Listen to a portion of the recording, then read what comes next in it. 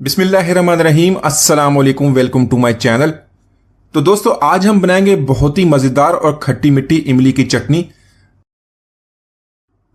दही बड़े हो या चना चाट, इसके अलावा समोसा हो या गोलगप्पा, एक दफ़ा इसको बना के रख लें, 2 महीने तक इसको आसानी से इस्तेमाल करें, बहुत ही आसानी से इसको बना लेंगे। तो चलिए इसको बनाना शुरू करते हैं। तो यहां पर मज़ेदार खट्टी मिट्टी इमली की चटनी बनाने के लिए मैंने 2 कप पानी के ऐड कर लिए। इमली को मैंने तकरीबन 30 मिनट के लिए पानी में भिगो दिया था। तो यहां पर इमली को पानी में ऐड करेंगे। साथ में हमने चटनी को बहुत ही मजेदार टेस्ट देने के लिए 4 से 5 खजूरें लेनी है। इनके मैंने बीज निकाल दिए, इसको मैं पानी में भिगो दिया था। तो यहां पर खजूरों को भी इमली के साथ ऐड कर लेंगे। तो यहां पर मीडियम फ्लेम पे हमने इसको बॉईल कर लेना है। तो इसी तरह जिस तरह बाजार में आप समोसा चाट या चाट खाते हैं, या इसके अलावा गोलगप्पे वगैरह के साथ मिलती है, या दही भल्ले के साथ मीठी चटनी, तो इसी तरह इस रेसिपी को फॉलो करके बहुत ही आसानी से आप इसको घर में बना सकते हैं। तो यहां पर देख लें, इसको एक दफा बॉईल करेंगे। बॉईल करने के बाद इसको अच्छी तरह साथ साथ मैश भी करते रहेंगे। उससे ये कि जो इमली के अंदर बीज होता है वो भी निकल जाएगा। तो दोस्तों, आज की हमारी रेसिपी बहुत ही मजेदार बनने वाली है। वीडियो के अंत तक देखिएगा, लाइक और कमेंट जरूर कीजिएगा। चैनल को सब्सक्राइब नहीं किया तो सब्सक्राइब कर लें, ताकि आने वाली तमाम वीडियोस आपको मिलती रहें।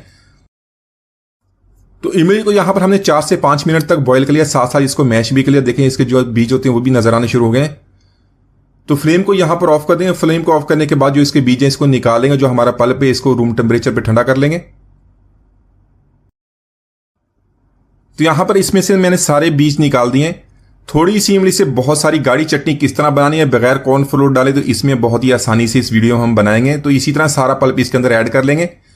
थोड़ा सा पानी ऐड करने के बाद इसको बहुत ही अच्छी तरह हमने पीस लेना है।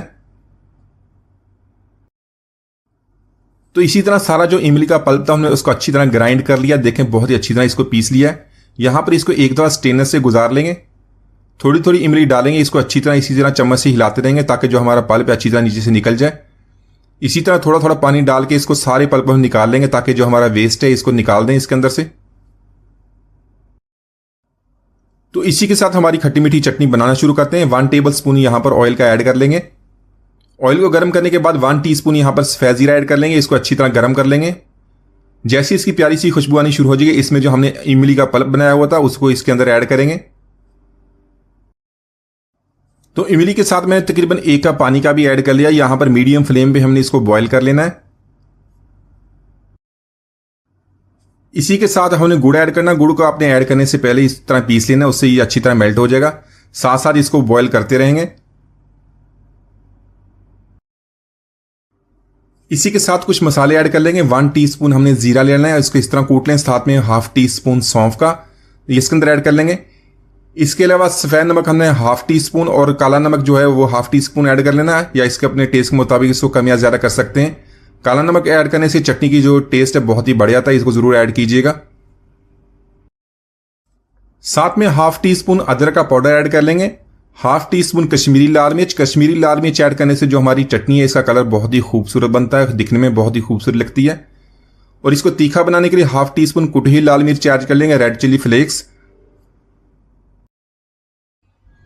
1 टीस्पून चाट मसाला ऐड कर लेंगे। तो यहां पर इन सारी चीजों को अच्छी तरह मिक्स करने के बाद इसी तरह इसके साथ बॉईल करते रहेंगे, ताकि हमारा जो इमली का पल्प है थोड़ा सा इसी तरह गाढ़ा होना शुरू हो जाए।